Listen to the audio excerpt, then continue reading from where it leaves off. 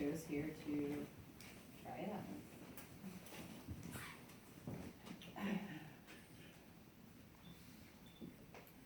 I think back to the times. I dare not call them the quote, end quote, good old days. Let's say the times of deployment and military service, where the brutality and inhumanity were admired and revered. Raised by a Marine, I was the girl shrouded in wolf's clothing. Anticipated all the threats if foul gestures became actions of intent. I sniffed out the perpetrators, awaiting the vulgarity, baring my teeth at the predators that threatened my fair fellow female medics.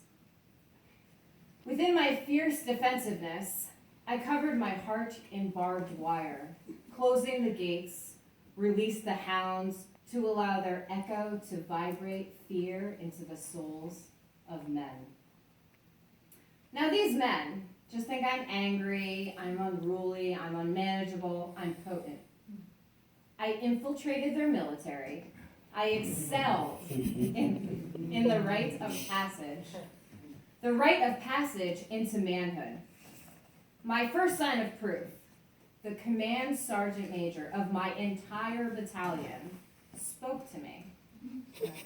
I was just a private, PV2 to be exact, still in AIT, job training to be a medic.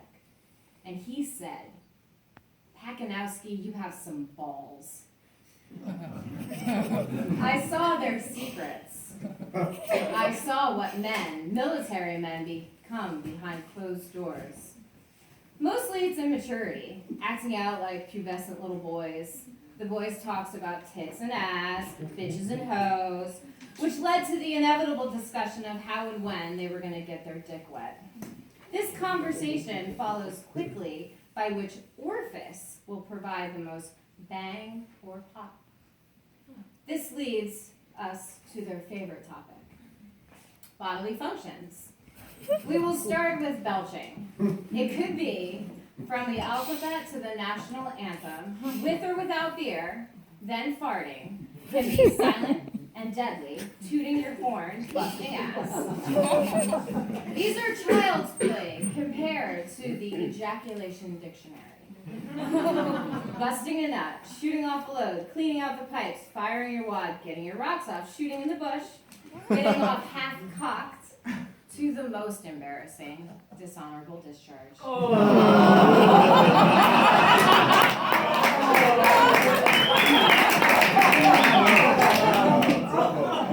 And I'm not even going to talk about the porn. I think I've painted the picture pretty clear. And yes, I did it. I joined the boys club. I slipped on my jock strap. I adjusted my balls, opened my legs as my vagina metamorphosized into my COMbAt dick. I found a way to survive among these supposed men, Marines, combat soldiers, the military.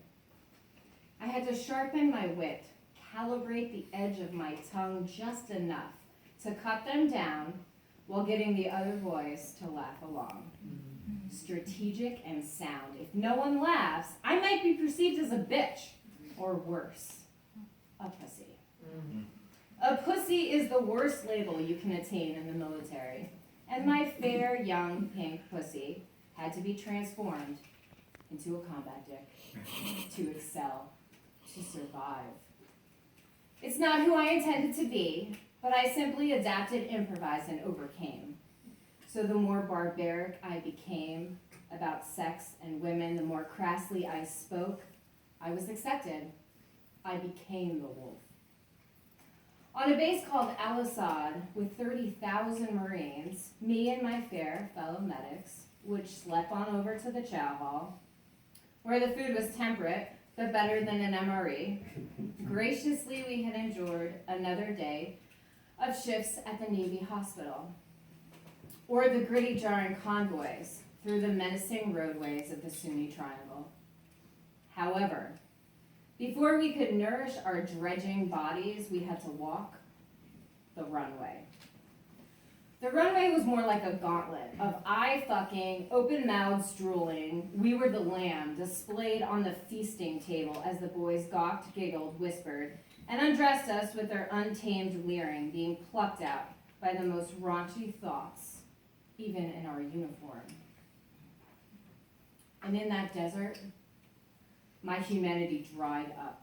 My civility, my femininity, evaporated in that hot Iraq sun. And I believe I lived because of it. Or at least the letters MST do not follow my PTSD. Coming home a wolf with the bulge of my COMbAt dick, I was fearless. Even when the cop pushed me at the sobriety checkpoint, my COMbAt hard-on rose to the occasion, and I tackled him to the ground, and I started swinging on him. Until his partner tased me. I guess COMbAt dicks don't integrate so well into civilian culture. Fast forward, 2016. I meet groups of male veterans. It happens again. They judge my scarf, my curvy hips. They probably look at the way I lick my lips and think, wow, what a beautiful cocksucker she would be. I bet she was admin, they say. Then I reach up into my voluptuous pink pussy. You know that thing, the worst label in the military? And I birth it once again, my COMbAt dick. And these men, these veterans, these boys, realize I am the worst monster of them all. Because when I did my job in Iraq, over there, over here, on base, in a workshop, in a theater company, my pussy led the charge. Unfortunately, without a single one of them touching me, they raped my ideals of what I thought warriors were. Strong, elite, true to their integrity, of themselves, of the military, representing a proud country, bleeding red, white, and blue. And what I found were boys, spooging and pissing, marking their territories. Standing on this stage, I go against everything the boys' club represents. That boys' club I fought so hard to be a part of. I know I may be shunned, disowned by my band of brothers, but I don't care what they think anymore. Because I'm going to castrate my COMbAt dick, reclaim my femininity, beware the pussy, the worst thing to be in the military.